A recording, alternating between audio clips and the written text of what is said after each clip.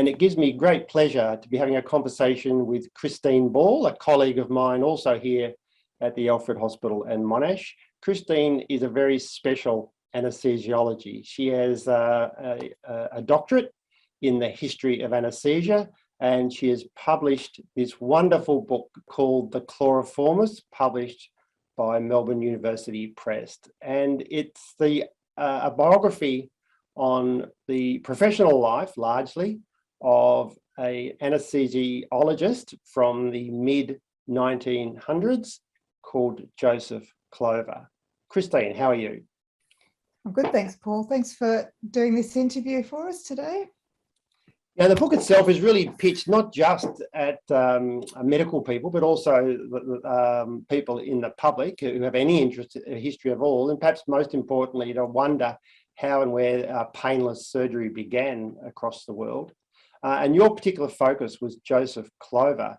Tell me why you think he is of interest to you and how it might have relevance today, particularly as it relates to his early work as a junior surgeon in London. So Joseph Clover is of interest to all of us as anaesthetists because he was one of the first full-time professional anaesthetists.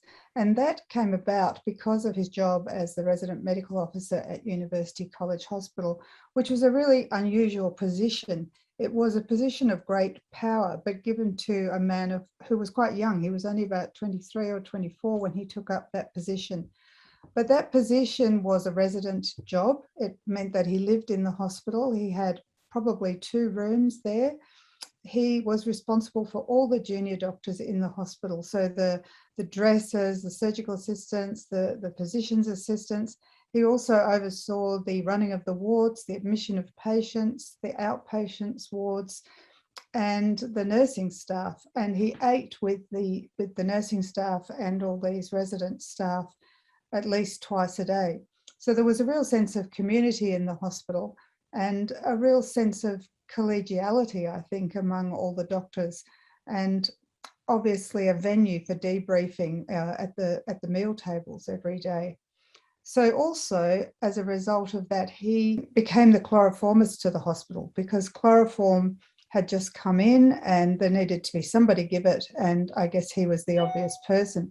But that meant that as a result, he supervised all of these young surgeons during their training years, and as the chloroformist, he was present for just about every operation in the hospital. So I think that gave him a really unique position as a mentor to all these young surgeons, and that was to have a significant effect on his later career. He was obviously incredibly hardworking and motivated, spending almost all his waking life in and around both patients within the hospital itself, but obviously all the staff that work there. It kind of intimated that this actually, with having sharing meals and so on, how this sort of brought the team together. Different people working, looking after patients, different types of doctors, junior and more senior, but equally nursing staff and others. And how do you think this actually, I guess, affects the way people treat each other in a stressful environment, such as a busy hospital setting? I think that firstly, it provided a support mechanism for each other. And also, I think it meant that people were kinder to each other, kinder than I initially imagined. I was really surprised when I went through all his papers to find the number of letters that had been written between these people later in their lives when they were all working together and had, for instance, an unexpected patient death. They would write to each other basically saying, I hope that you're all okay, and you should understand that we all know that you're the expert in this field and you will not be to blame for this. And I think that sort of collegiality grew out of that environment at University College Hospital, where they all worked so closely together and were used to discussing all these difficulties. And it's not something we used to seeing in Victorian England and their hospitals. We're used to it being quite a sort of brutal place where, surgery was bloody and quick. But in fact, I think there was a lot of rapport between all the clinicians, and they were used to spending a lot of time together and discussing, firstly the cases, but secondly how they were coping with them. Anesthesia is a technical medical specialty as well. And in those early days, of course, the equipment was very rudimentary, and the anaesthetic drug, the chloroform, required skill and I think tact and so on for it to be applied and to be effective. How do you think those components added to Joseph Clover's personal relationship, particularly with the surgeons? Joseph was very skilled, there's no doubt about it, and he had devoted his life really to becoming a skilled anaesthetist.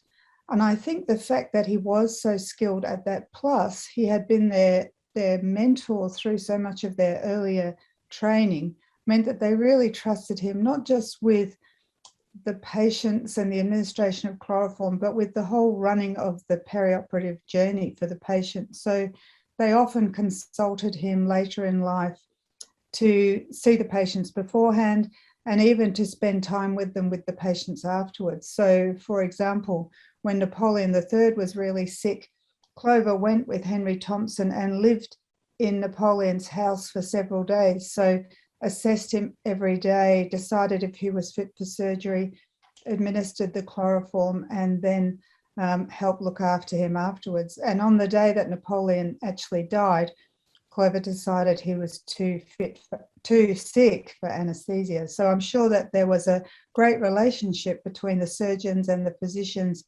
at that point, and they would have been incredibly grateful to have somebody with his skill there at such a difficult time. So I guess, I mean, you're an anaesthesiologist working in the here and now in a busy teaching hospital here in Melbourne. What do you think the lessons are from your understanding of Joseph Clover, that period of history, particularly in the hospital setting? What are the messages for us here and now? I think the ultimate message is that teamwork is all important, and that we as anesthesiologists can really facilitate that team spirit. You know, we can be a bit removed at times from the intensity of the actual surgical operation. You know, surgery is stressful for surgeons, and if things are getting a little tense, we can often be the people that can bring things back and calm everyone down. But also, I think we're good at coordinating the whole patient journey, at helping the patient decide firstly if they want the operation, and helping them get fit for the surgery. And then also we can help afterwards with pain relief and with all sorts of perioperative medicine, and with the whole patient journey, in fact. And I think the same in theatre. You know, it's important that we all realise that it's a team business, that we have nursing staff, technicians, everybody involved in the patient's journey is just as vitally important. And I think today we're much better acknowledging that with our morning huddle and with the team timeout and now the surgical sign-off. We've got a much better sense of that whole team spirit, which I think is so important to the effective patient journey. So thanks, Chris, very much. The book itself, The Chloroformist, published by Melbourne University Press, Christine Ball, the author. I want to congratulate you, and also on the importance really of bringing history into the relevance of the here and now. Thanks, Paul.